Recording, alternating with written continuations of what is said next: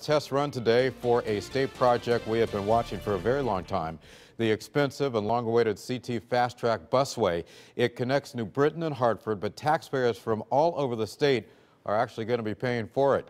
News 8's Kent Pierce was there as they ran that test earlier today. He joins us live now this noon with more on this major project. Kent. Keith, major is right. It cost around $500 million to build this 9.4-mile roadway that is only for buses. It's a new concept that was debated in Hartford for years. For 3 hours this morning, we saw empty buses run their routes as a test. There is still the question of just how full those buses will be when real service begins.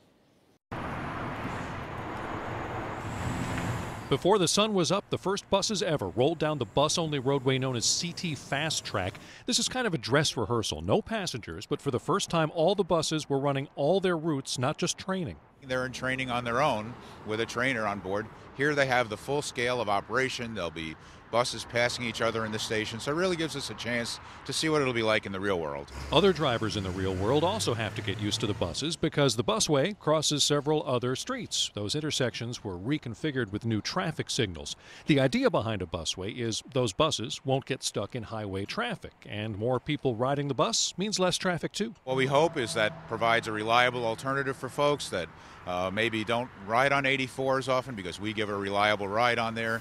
It gives a better ride to our existing customers along the whole corridor. Getting all those cars off the highway is good for the environment. They've tried to make everything about Fastrak green, from the buses themselves, low-emission diesel-electric hybrids, to the lights illuminating things after dark. Those are LEDs, and the top of the shelter back there covered in solar panels.